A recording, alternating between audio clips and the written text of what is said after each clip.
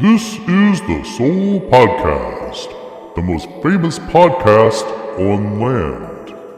I'm King Sejong, reminding you that experts predict by 2025, native English-speaking podcast hosts will be replaced by robots.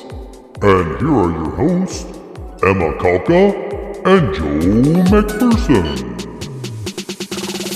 And welcome to the Soul Podcast. This is Joe. And I'm Emma. There we go. And this week we have, I can't believe we have this. We're hitting the big time, Emma. We have from Squid Game, VIP number 2, Daniel Kennedy. Thank you for joining us. Yeah, my pleasure. I was trying to get I have a 25-year-old daughter from my previous marriage. She's in the U.S. and she's the one who told me about Squid Game first. And she's like, I've been trying to get her to get on the show, but of course it's like 4 a.m. over there in America. It's like, she's like, oh my God, you got that guy? Yeah, we got that guy. Anyway. I'm not hard to get. I'm around. Yeah, that's what your wife says. Oh, anyway, yeah. By the way, full disclosure, we have had your wife on the show in the past. Buried Sapphires, one of our more popular shows. Awesome. So you must compete with her. Okay. Yes. I'll do my best. All right. No pressure. Okay. No pressure. Anyway, thank you for joining. Now are you a full-time actor here in Korea? Yes. What type of work do you usually do? What type? I used to do a lot of voice work mostly, but lately I started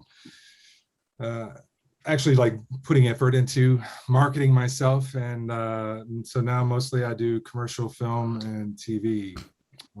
This past month has been actually one of the busiest months I've had in a while. It sounds like it. It sounds like I saw your is it Hyundai ad that you did? Yeah, the Roblox. Roblox ad. Yeah, I've got another one coming out. It looks like you guys are peeing on a fire, but you're not. Yeah. Yeah, we had a good time with that when we were doing VO for it. Oh, really? Oh man, that's really cool. You were also you had a part in Space Sweepers as well. Actually, I just had VO for that. I didn't. You even did know VO. Yeah, it seems like everybody got into that. I didn't even. Yeah, everyone. Oh no. I don't even think I auditioned for it. So This is what's funny is one of the voice actors we know had a VO, and we had a little watch party. We had a hate watch party. It was quite you fun. You the VO guy or the? Yes. Yeah. We're sitting there, we're watching this, and then like a quarter way through, we're like, this isn't that good. This is pretty bad. It's really bad. I haven't Really? watched that one. That's too bad. But it was fun. I mean, everyone, including the actor, was hate watching it. And it's fun because it's like everyone's like, because everyone is like, if you're ever on Wine Snobs, these are like voice snobs. Everyone's like, oh, I hear this person's voice. Oh, it's Yeah, like, oh, Barry does that a lot. so people I are know like, who that is. yeah, that's really fun. So tell us, how did you get this role in Squid Game? So I was doing a lot of doing a lot of self-tapes, because auditions, they used to bring people in, but when COVID hit, they started asking people to do self-tapes at home. And I got an offer from an agent I had never worked with before. I guess she heard me through the grapevine, sent me a sample of the script and said, hey, can you do this real quick at home right now? I was like, sure. And I read the script, and it was for VIP4, the older heavy set gentleman. The one who's takes the waiter. I don't know. You've seen it. Yeah. I've watched it twice for the show. Right. I call him pervert. The actual script, the actual line in the script says the VIP4 disrobes, exposing his old saggy bottom. And I remember reading that, being like, I'm not getting this part. My bottom's not amazing, but it's not old and saggy. I don't think I'm gonna. It's just weird that they put that in there. But I was like, it's an unusual part, because it was very villainous. I mean, it was essentially rapey. So Barry helped me out with it, where you're trying to get the waiter to give you, oral pleasure, and then they grab you by the balls, literally. So I did that, and then another scene where we watched people die. And I was just, because when I was reading it, I was like, this seems like just a dumb, drunk asshole. So that's how I played it. And then a couple weeks later, I got a message that I was cast. And I was like, not as that part though, right? And like, it's just, there's a bunch of you. And I was like, oh, okay, all right. So, But you actually did you kind of did an audition for this, because I thought like in Korea they mostly just go by face shots. yeah, no, like headshots. Everything I've done lately has been auditions. Although I mean, I get a few gigs now and then, usually commercials and stuff, but that's through people who I've worked with before. They're did with me. I'm starting to become known, I guess. So your rank is rising in the IMDb. Well, yeah, it Following was, you but on now it's that. going back down. It's going Oh, no. I think I peaked at 875. Now I'm back Happens down to all 4. of us. Yeah, sure. So how was it like you're on set? I found out another one of my friends was one of the VIPs, Stefan. I did not know that. The French fella? Yeah. Yeah. It was, when we got on set, it was astonishing. I mean, not the first set. The first set we did was when we get off the elevator, and we also shot You got helicopter scene. the helicopter scene. That's that cool. was all CGI. Oh, that was CGI? Oh, you weren't really on Yeah. a helicopter? Oh. And they're like, next is a helicopter scene. I was like, yes.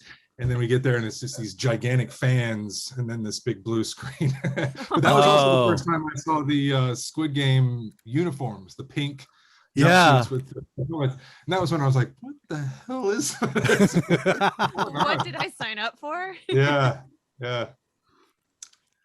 So keep in mind, your VIP number 2. So to brush off people's memory, I say you're the ox. I am the musk ox, is what Musk they said. ox. Ah, Musk okay. ox. Yeah. Get that musk. Yeah. Stefan was the hawk in there. Mhm. Yeah. So who played? What was it? The buck. Who played because I'm trying to place that accent. Did you catch that? It was like a Russian accent. Yeah. We had John Michaels was VIP number 1, and he was the lion. Then there's me, I was the musk ox, and then there was a Chinese guy who I didn't really interact with. I don't know his name. He was the buck. Okay. Well, no, not been him, because it sounded like it sounded like a Russian accent to me. Yeah, he's Chinese. Oh. Russian Chinese. Well, it's not like we could see anybody's faces except for pervert VIP who took his mask off. But yeah.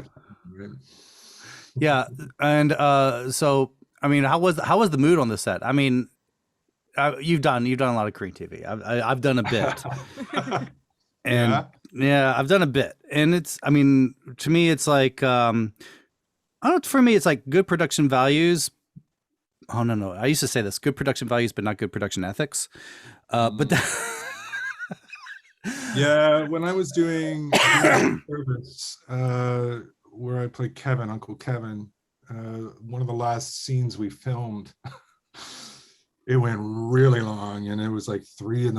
at one point, and I messaged my agent, and I was like, hey, shouldn't we, do something about overtime or something like that, or maybe, because I got work tomorrow, Yeah. And she writes back, if time is an issue, then that's going to severely limit your career opportunities in this country. And I was like, yeah, that is true. Man. Because, I mean, this is the ethics thing. Because I used to do children's shows on EBS with children, elementary students. They're around 4th grade, 4th grade. They would have them working until 3 a.m. Yeah. I had past week, the beginning of October, I booked myself real tight. So I was filming a Hyundai commercial in Namyeongju, Northeast. And I told them I had a 9 a.m. Call for another Netflix show in Busan. Yeah, down in Busan. Whoa. And I was like, I got to be there before the call. I was actually hoping to get some sleep. And around 10 p.m., they knew that I wasn't going to be able to make it to Seoul in time to get the bus. And they're like, hey, is it okay if we pay for your cab to Busan? Helicopter. Helicopter. And I was like, really? And then because there's 2 kids on the set with us during this commercial, and it got to the point around 1:30 or so. I was like, hey guys, this is ridiculous. And the director knew. He was like, okay, you can get out of here, because it was the client's fault. A lot of times that's what happens with these commercials. Clients start coming up with new ideas, they add shots. But it ended up going so long, they had to pay for a cab for me from Namyangju to Busan. It cost them $460. Wow. My God. I didn't know you could even do a cab from. Yes, you can. You can. Yeah. I've never tried it, but supposedly you can. I can't believe they found a guy willing to do it, but I guess, Kakao taxi. You just Kakao. Yeah. You just do that. So you've heard all the feedback on that scene. Now, what is your take on? You've now watched it. How do you feel about the scenes you were in? I thought, because when it first came out, I immediately went to my scenes. I didn't bother with the rest of the show. Feel free to burn bridges as much as you want.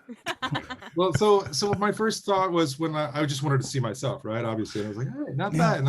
I didn't like the take they chose with the elevator. It was like the first take where I broke the line in half. But whatever. I did notice that was kind of funky too. Yeah. I was like, why did they go? Because I remember that it was our very first take, the very first scene that I did with this show. Our very first. It sounded like you started it, then like I just had a break fart. Let me finish it. Yeah, and then after that, it was all smooth sailing. But I think they kind of went with that because it sounded a little bit like Korean intonation. Is my guess. But when I was watching my scenes, I was like, oh yeah, it turned out just like I thought it would. And then started watching the show, and I was like, wow, the show is not at all like I thought it would be. And that was my first inclination where I was like, this is a little bit different. Because when we were on the set, they don't tell us at all what the rest of the show is like or what else is going on. All it was this one scene and what we're doing. And based on the dialogue and everything that I could suss out from the script, it was a stupid, like goofy comedy. We were meant to play these dumb, sex-starved, ignorant, because most of my dialogue indicates that I'm an idiot. The bridge thing. The bridge one. Not just that, like when I say, wow, it's bigger, right? That was my first clue. But then I was like, what's going on? Because I'm like, I make commentary about choosing to go first or last. Yeah. My character is smart enough to know that it matters, but then he's like, man, I think one of my lines is first or last, 2 places you don't want to be. And I was like, yeah, I don't know if I would know which one to choose either. When obviously last is better. Yeah. Obviously, that's the whole point of the reveal. So another part where I was just like, okay, so I'm just like a whatever. I don't give a fuck. My head, it was frat boy. I went with trust fund douchebag frat boy. Trust fund. Yeah, I was like inbred. You were trust born fund. into your money. Yeah. And just being like, oh yeah. Like my line at the end, no fucking way. Just kind of like, cool. So that's how I was picturing it. And then when I started watching the show and saw how intense and serious it was, I was like, what? Yeah. Art doesn't really. The tone really shifts. Yeah. And so when all the hate came out, I was like, yeah. Ooh. I mean, I kind of get a little bit of it, but also being like we were bad actors was one of those things where I was like, it hurts. It hurts. And also because we were directed to act that way. And you didn't write that.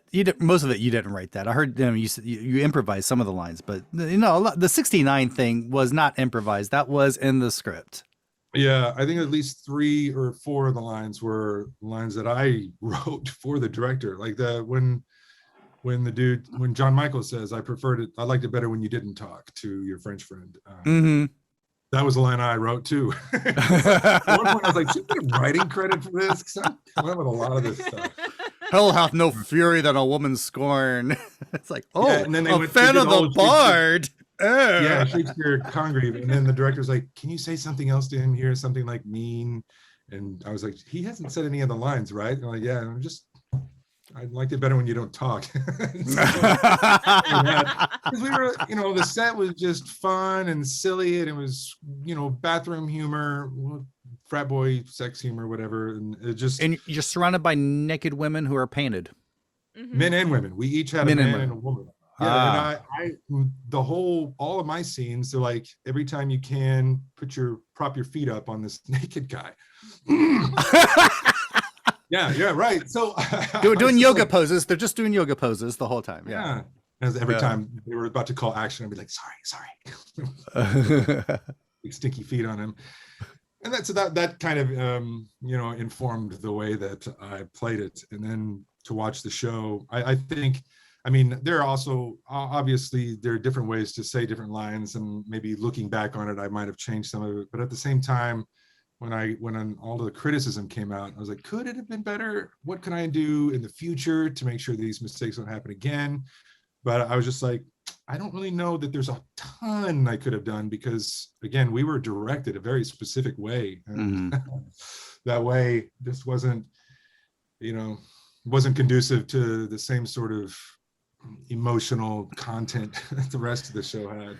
Yeah, I think. Keep going. Okay. Also, it's just a bunch of things. We were all sitting 30 feet apart, yelling our lines into the air.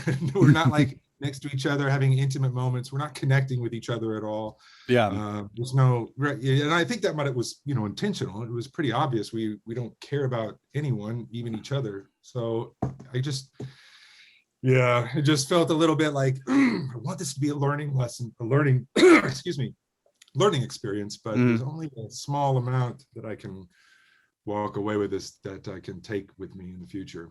I think in the future, I think when things mellow, I tell you, I did the rewatch, and it's actually better on the second watch than it is the first time. Yeah, it's actually better. But I also watched Jeffrey Giuliano's YouTube video where he was talking about his experience, and he was saying stuff like that Hwang Dong-hyuk was obviously a Stanley Kubrick fan. It looks like The Shining. Yeah, there's a whole lot of Eyes Wide Shut. It does have that feeling of it. Yeah. And he's real meticulous, clearly, about the visuals and the imagery that was created. And super meticulous. Some of the criticisms, because I see some of the criticisms tend to be, I think some people have some bones to pick, and they choose this as their way of expressing it. What bones do you mean? Like saying there's a limited pool of foreign actors in Korea, things like that. But then again, they flew Giuliano in from Thailand. Yeah. So it's kind of like, no, they can't really say that. Yeah, no. Well, the French guy, the Chinese guy, and there was another American, Michael. They were struggling a lot, and the French fellow's wife, I think she works for Estee Lauder or something. She gave me her business card. I assume you know her. I know him. Yeah. He's like a blogger, and he's a businessman. I never knew he was in acting, so that was surprising me. At one point, she came up to me and she was like, "We're so glad that you and John are here on the set, because the others were having a really hard time with the acting." Aww. Which I get, it's not, but I guess my point is I thought there were times when a couple of the others were saying their lines where I was like, I need a little bit of help. And then I think the director noticed, and so he started giving me and John, their lines. Oh, really? I think the lines were supposed to be spread out a little bit. Part of it was, I was like, maybe I'm not supposed to be that dumb, because I think I got more lines than I was supposed to, and so that's another thing. It was just kind of like,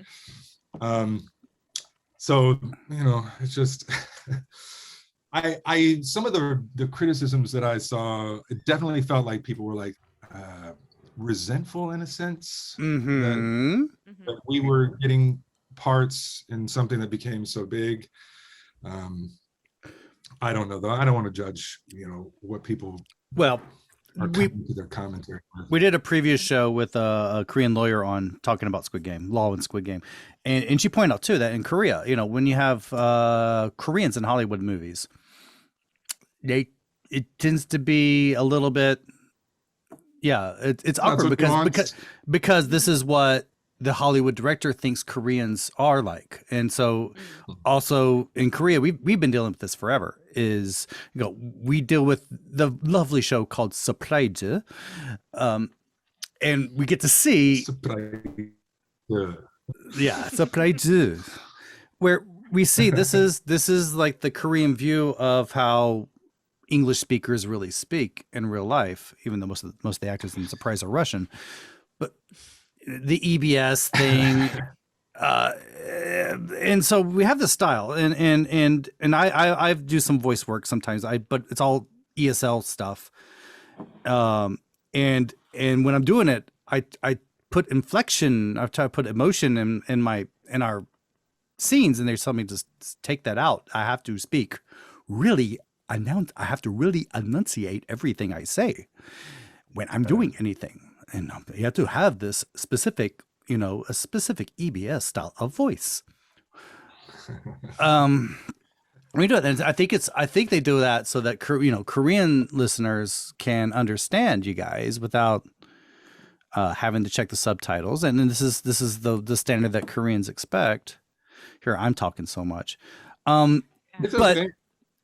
But it really did bring to mind is like there are times when really great directors with really great, pretty good movies, and then they get like a Hollywood star in there, and they're kind of off kilter. I'm talking about specifically. I'm thinking of Okja, and there's actually like lines like I got this one article in here. Jake Gyllenhaal is in that. He's like, is Jake Gyllenhaal's Okja performance brilliant or awful? And I'm like, this sounds very familiar, doesn't it? Yeah. I mean, my experience is limited, but I guess it's more than most. I was cast in a Disney Plus show that's filming here. It's a pretty significant part and required me to learn a lot of lines in Korean. And I had my first shoot during all of the Squid Game hullabaloo when I was trying to, process all of the criticism. So the first day of shooting was real simple. I was going to be on a dock. I'm not sure how much I can say, but I'm on a dock with a Korean gentleman, and we work for the government. I work for American government. He works for Korean government. And so the two lines I was given were both in Korean. And so I practiced weeks to learn them. And basically the lines were, the first line is, it's all right. The first line is talking about this kind of information that I found out that I should have gotten through him. And then the second line is, why didn't you tell me? That's all I've got to go on, plus the dialogue for my other scenes to build a character, to build that moment, to act that scene. So I'm getting there and, practicing the lines. It's my first time going to be doing Korean. Super nervous. And then they come up to me and they're like, hey, the scene's changed a little bit. Oh, no. Oh, no. How has it changed? And they're like, all right, so your lines are now the other guy's lines. I was like, what? Oh, no. He's like, yeah, your parts have switched. And I was like, it's like, what? I was like, how do you plan? Okay, so what are my lines? They're like, well, we need your help to write it in English. Oh, they're doing it in English. They're like, because this is a flashback to when you first got to Korea, so you don't speak Korean that well. So I was like, okay. It said, so the line needs to be something like, if we had told you there might have been a war. And I was like, that sounds great. Why don't we go with that? And they're like, no, because we really want to hit the fact that it's an unforeseen conflict and it's not as big as a war. It's a smaller than war. And I was like a battle. And I was like, no, between two people, but it could lead to a war. And I was like, how about if I told you, it would have gotten messy? Because that's a good one. Yeah. A lot of things implied in there. They're like, no, we really need those two. So they whipped out their Korean English dictionary. And they're like, unforeseen skirmish. Oh, And I was like, can we change that around a little bit? And I'm like, no, let's just go with that. I was like, that sounds weirder coming off my mouth than the Korean I spent weeks practicing. you If could we have had an told you, unforeseen an skirmish. unforeseen skirmish. I was like, can I do it British? That sounds better British. Unforeseen skirmish. Yeah, it does. There you go. But I guess my point is I wanted to argue with him. I wanted to be like, no, this line is awful and I don't want to say it. But at the same time, I don't know anything about the plot. I don't know anything about the story. How do I know that my, version of the line is actually accurate? And so it comes to a point where I'm just like, okay. And there's like points where you're just like, okay, I just want to get home and get paid. Well, and then More down. I really wanted to do a good job because this is me I really did, but Squid Game, and I'm just like, I've worked with scripts before where I was fighting the director all the time. It's like, why am I supposed to feel sad about this king that died in 500 AD? Why am I supposed to feel sad? I'm just like, okay, whatever. I'll feel sad because this king died. That I'm visiting his tomb. Okay, cool, whatever. or like this woman serving me sashimi is like, I'm supposed to feel this heartwarming stuff like it's supposed to remind me of my mother's food. And like, really? My mom used to make me sashimi all the time in Alabama? Really? Wow. Okay. All right. It reminds me of like the stuff Jong back in the day for Arirang TV. Like I had to do an episode of a travel show, and they took me to these different places to try food. All these different Korean food, and they're like, you are so excited about trees. What? Trees? I'm walking, so they take me up to Jiri-san, and they're like, you are just in awe. And it's like, kind of like a reality travel show. And I'm like, trees don't excite me. I'm Why don't you be a tree hugger? I've done that. And like anytime like I took a bite of food, like they just kind of went this overacting, like, oh my gosh, it's like the most amazing food I've ever eaten. And like, yeah. I told Sounds you the exhausting. one thing I didn't want to eat was bibimbap, and you have me eating nothing but bibimbap. I am not excited about it. I was like, oh wow, it tastes so good. It's so good. And how many other ways can I say good? Oh, great, excellent. What about yours? Great. Okay, next item. But yeah, it was very much like, this over exaggeration, and I'm like, but shouldn't I be a little bit more natural? Like this feels really awkward. Yeah, that's in line with a lot of the Korean media, though, right? I mean, that's how they do their stuff. A lot of it is heightened and. Yeah, it's heightened and exaggerated, Shakespearean maybe, or I would say, pantomime. You would say British pantomime. Yeah. It's broad. Very broad. I mean, there's no such thing as subtlety in Korea. In many ways. But see, and that's the thing, because when I was watching Squid Game, there are some subtleties in some of the performances, but they're right next to other performances that are just as broad. That I mean, crazy lady in the what we call the Korean Nicolas Cage, Minya. Minya. Yeah. They're like Nicolas Cage is a Korean lady, yes, which I love her. Yeah. The more I watch her, the more I'm just like, yeah. oh my God, you are wife number 3. Oh my God, you are. I have this the guy thing. Wife number 3. What? Yeah, that's me. I'm just you're on wife number 3. Oh, I see. You're on wife number 2. I got you. Yeah. But like Park Hae-soo, who plays Sung-woo, I think his performance was super subtle. I thought it was fantastic. Mm-hmm. He was actually one of the people I was acting with in Busan. Really? Well, he went to SNU. Oh, that's cool. Yeah, there's another Netflix show being filmed here called Suriname. It's about real life events about a drug lord in Korea. And there was a drug lord in Korea? I guess it was back in the early 2000s, I believe. I'm not totally sure, but it's based on a true story. Okay. I mean, my experience in Korea, drug lord would mean some teenager growing pot in his mom's basement. No, this is an actual lord. We were raiding the compound. I was firing an automatic weapon. Whoa. Yeah. The first day of shooting that, I got heat stroke, messed up my feet. Oh my. Yeah. It's crazy. While shooting an automatic weapon. Oh, and they man. let me. I was one of the 2 people who got guns with actual rounds because I have military experience. Everyone else had fake guns. Excuse me. So were you guys being careful with them? I mean, considering. Yeah, considering Oh, the yeah, big yeah, news I mean, right now. Yeah, super careful. But these sets and everything, there's it's just that recent business with Alec Baldwin and Rust. It just made me think, man, if they saw these Korean sets, they're kind of nuts. Yeah, I've been hearing stories from other actors. It's getting burned or almost getting crushed on some things. I had to do a shoot for a State of Survival mobile zombie game where I'm running away from zombies and standing on top of a bus at one point surrounded by zombies. And they pointed out, they're like, stand here and here. If you stand anywhere else, you'll fall through the roof of the bus. Oh, God. Oh, wow. That's heartwarming. That's really dangerous. And I mean, on top of that, you're surrounded by zombies, so that also is dangerous. Super dangerous. Yeah. Yeah. And at one point I was supposed to run into the bus, fight off the zombies with my bat. And then I had to slam the bus door, and it was a really rusty old bus. And so the door wasn't slamming totally when I was pulling on the crank. So I was taken to slamming it with my hand. And at one point, my hand went right through the glass. Glass. No. Yeah.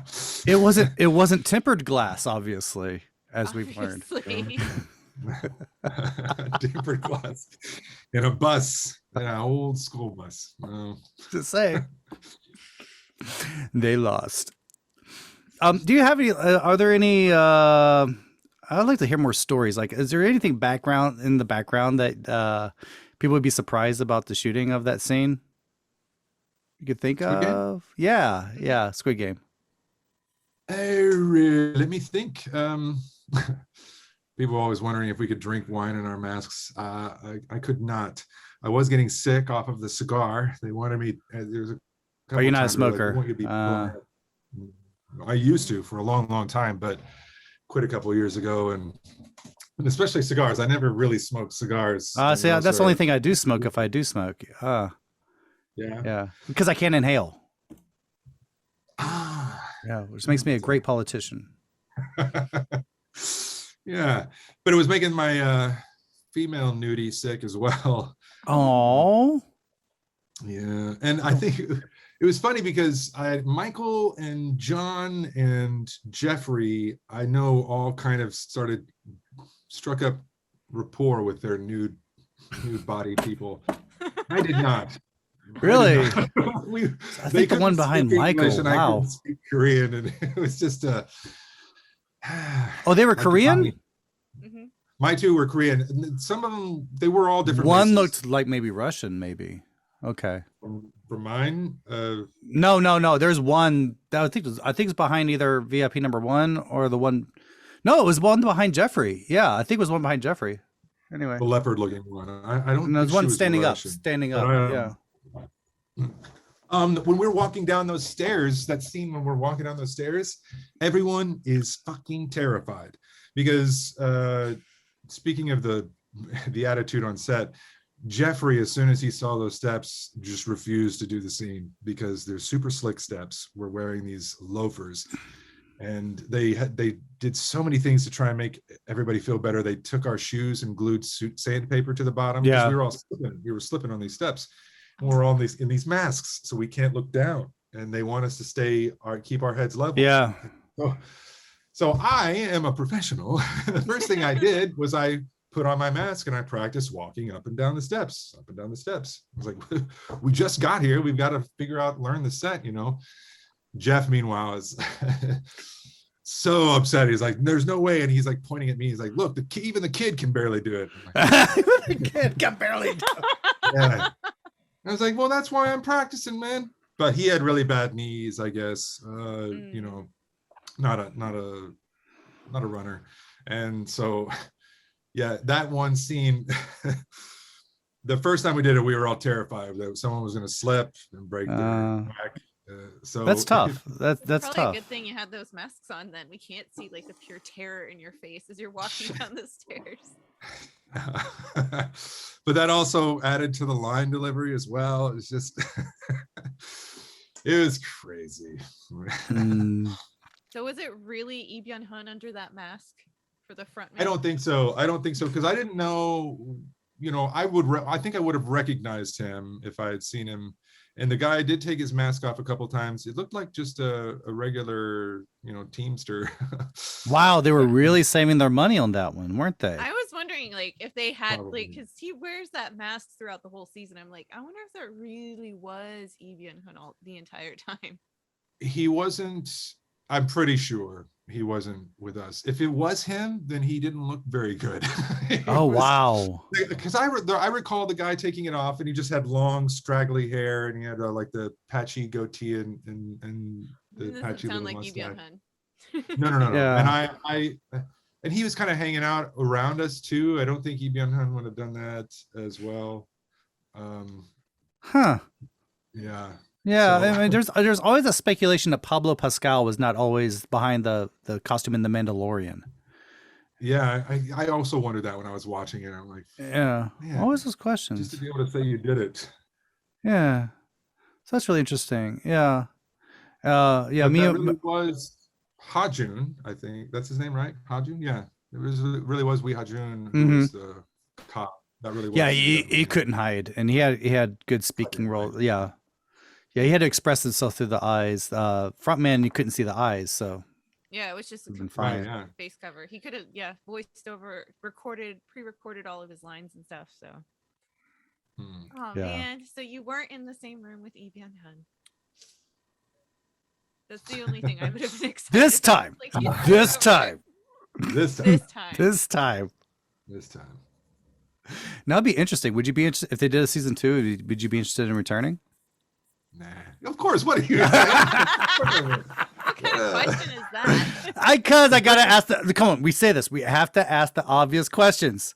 We did this last time. We did this like What it's I- like were those contracts legal? Yeah, we have to ask the obvious questions. What I heard was it was such a grueling process. The director was like, not for another 2 years, was his immediate response when asked about another season. Yeah, Mhm. he didn't even But plan it. Yeah, and other people were like, do you think he'll, get rid of the VIPs? And I was like, who knows? I mean, probably not. It seems like they're an integral part of the storyline that he had in mind, but I don't know. I would really like it if he Oh, if he did it bring came us back, back, people would be fine. pissed off because they want to see the VIPs get their comeuppance. Mhm. They do. Yeah. You're going to have a grueling death scene. that would be either That would redeem be- myself or give everybody what they want. Just full of holes like Swiss cheese, or you're going to fall off a miniature bridge. Chopped in half. So many things. Yeah, something like that. Those death stairs are going to be involved somehow. Yeah, there you go. We just all crumble down the stairs, crumple like a pair of Collapse pants. on each other. Yeah. Yeah, that seems like that was really fun. Is there? I'm trying to think of. So you're working on some stuff for Disney Plus. You've done some stuff for Disney Plus. Any other projects coming up? Do you want to plug? Oh, plug. I don't have things that I can plug, really. I mean, Do you have a website? Oh, I don't have a website yet. I'm working on it actually. But Do you need one? Here I am. Marketing my services on the show. I'm in the midst of building one, but it was supposed to be centered around voice work, and that kind of stalled once my film work took off. Well, you're on a But, lot of games too.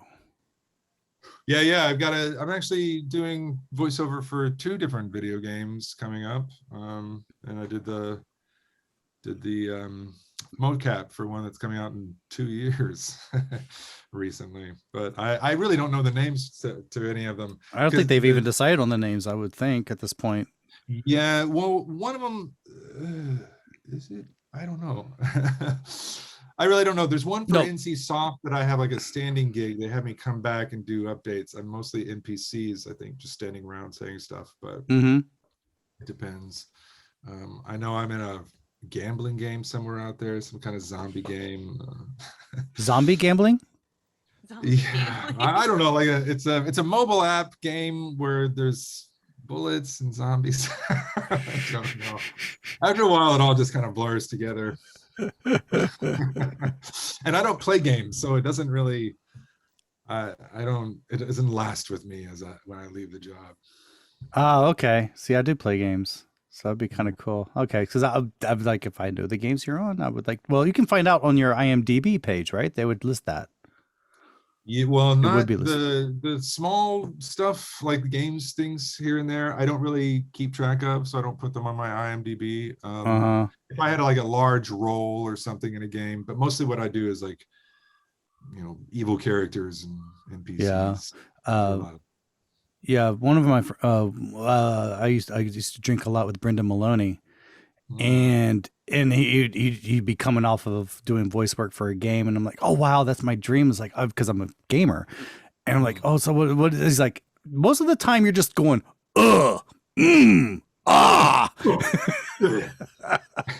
It reminds me of when I was a kid playing Nintendo Kung Fu or something. I remember there's a game, one of those side-scrolling games where there was only 3 sounds, and me and my friends would always... Karateka! I think it's Karateka, right? There was a punching sound, a kicking sound, and a falling sound. And okay. We would always do it to each other. It's like,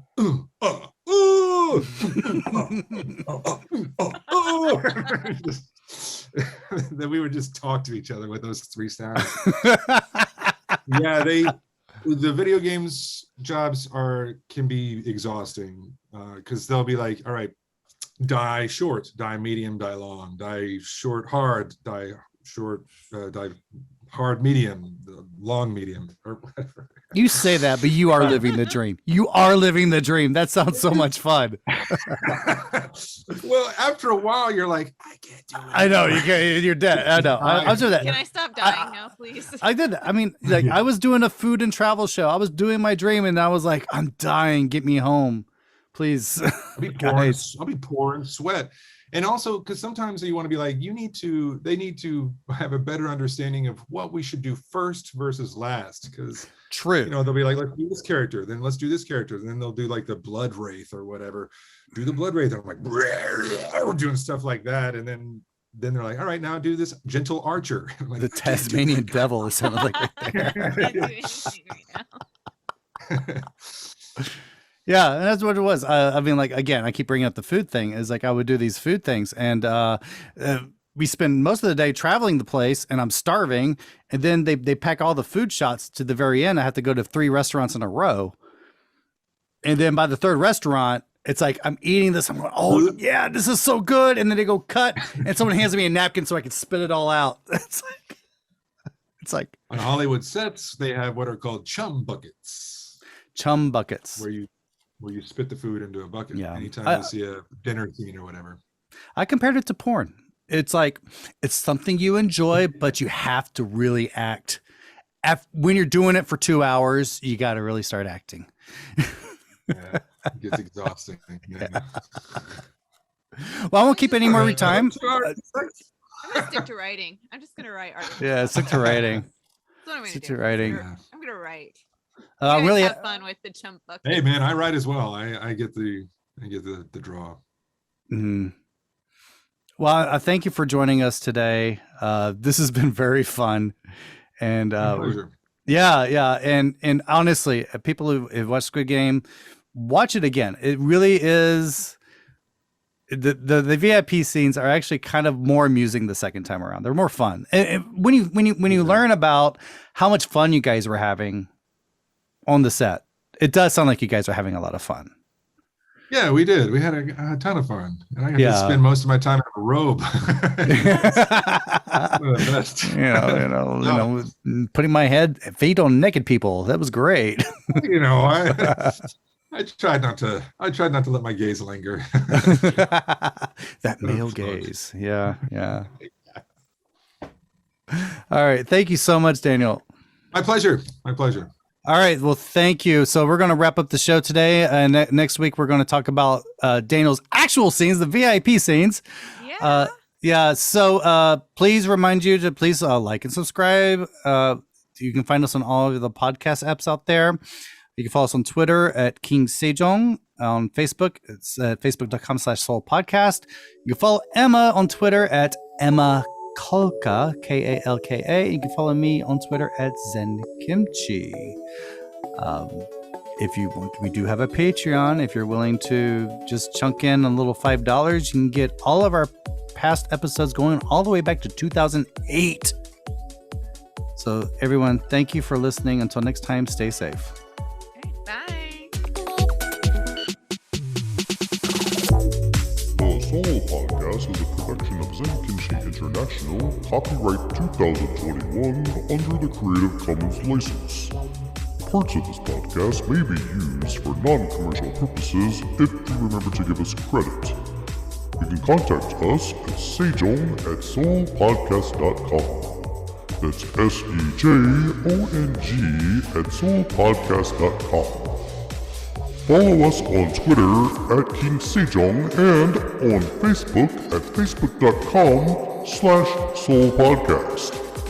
For a transcript of this episode, listen to it again and write down what you hear. See you next week. Until then, may you find a publisher for that book you've been writing about an ESL teacher in Korea who gets mixed up in the Korean underworld.